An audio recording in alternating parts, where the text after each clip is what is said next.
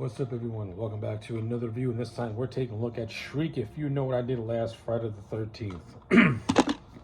Okay, there's not really much to say about this movie. To put it in plain words, Shriek came out in the year 2000, the same year they gave us Scary Movie, which was one of the most popular horror, which is one of the most popular horror parodies to have been released in God knows how long.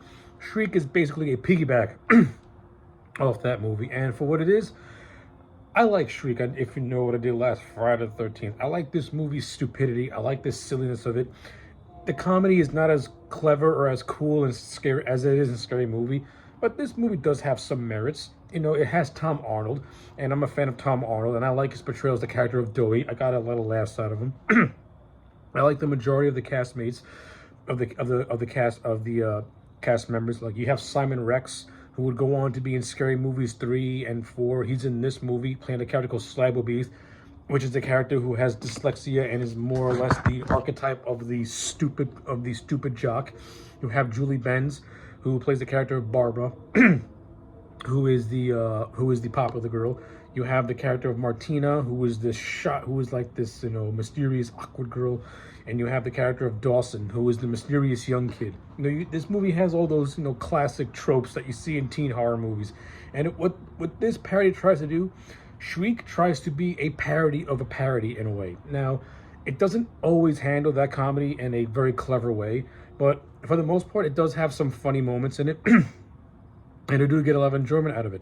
One of my favorite bits is where they're doing a mockery of I Know What You Did Last Summer, where each of the four main characters have a little vignette in which every character, the whole thing of the vignette is that they run over a deer, but every single character has a vignette in which they do something that they regret. Like Martina forgets to give her grandmother laxative, Slab, smokes his uncle's ashes, Barbara is getting saved by a priest in the bedroom, and the character of Boner forgets to mail the governor a letter for his brother who's on death row. And I like how it's all tied together by this dead deer. And it gets revealed that the deer was actually Dawson in a deer costume, because there's this whole thing about how Dawson was accused of killing his family by this reporter named Hagatha, who develops a romance with the Tom Arnold character, which is very reminiscent of Dewey and Gale from the Scream movies. Again, Scream was a very popular movie back in 1996 and in 1997 and 2000. Like, Scream had a 4-year, like the original trilogy of Scream had a good 4-year lifespan to it. And of course, every single movie was making a parody out of it. Shriek is no different. But it's mostly a parody of the first movie with some references to the second movie, especially when you get to the killer reveal.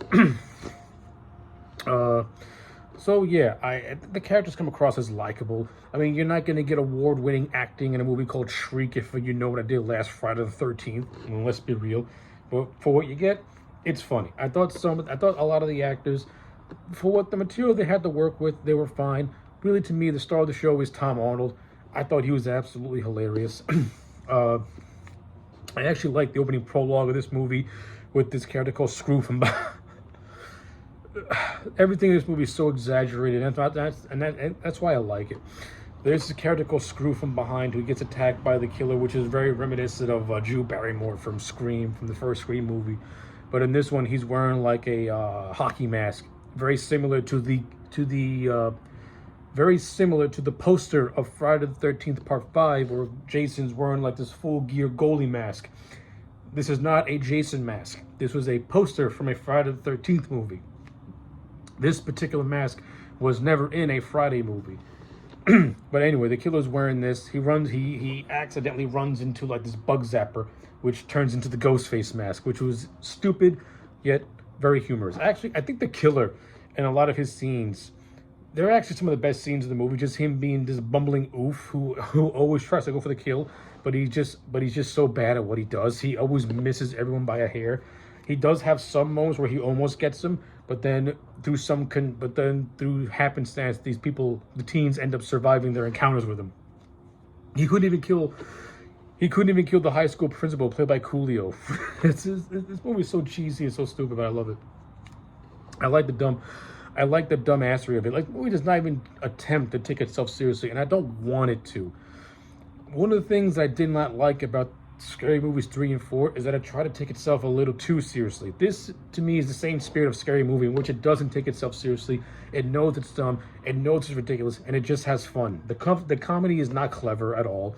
I mean, this movie could have potential at being a commentary on horror movies and horror parodies in general. Like, it touched on that when you get to the third act, where the character of Martina is breaking down the tropes of a parody and explaining what the rules are. But the entire movie, but that was just played for a joke, and that was not the overall general thing of what the movie should have been. Like, this movie should have been a commentary on horror parodies and stuff like that. I think it would have actually, and if it was done by clever writers, it could have been something pretty interesting and actually pretty funny as well. But this movie is just lean, it's crude, it's over the top, but it's a lot of fun. And I do like the whole reveal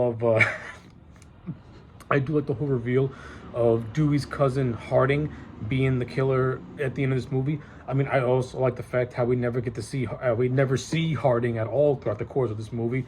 It's just done as a contrived gag, as a nice little reference to Scream 2. As the movie's trying to say that Scream 2's ending kind of was a little convoluted. And in a sense, if you watch Scream 2, it kind of is, because there are a lot of scenes where they practically do not have Sidney and Billy's mom in the same area. But this is not a review of Scream 2. This is a review on this movie. But yeah, I like it. Tom Arnold was fun, playing against himself as the good guy and the bad guy. I thought that was funny. I like the whole thing, the pizza guy stealing Dewey's girlfriend, and him having the line of "pizza guys get all the pussy." I thought that shit was hilarious. Like, any gag with Tom Arnold, to me, got laughs out of me. I think I legit think that Tom Arnold's a very funny guy. And he has another one of my favorite lines, where he's like recounting all the trials and tribulations he went through. Like, you know, he killed his cousin, lost his girlfriend, lost his sister, but god damn it, does he still love his job?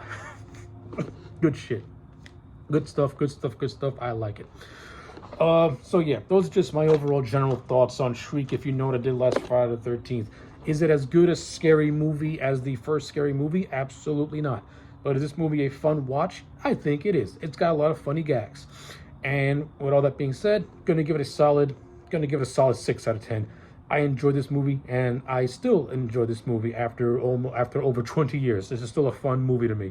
So yeah, 6 out of 10 for Shriek. If you know what I did last Friday the 13th, let me know your thoughts in the comment sections down below. Like the video and subscribe, and I'll check you back next time for more. Side note, I also like the whole running gag of the character Boner trying to lose his virginity and failing miserably.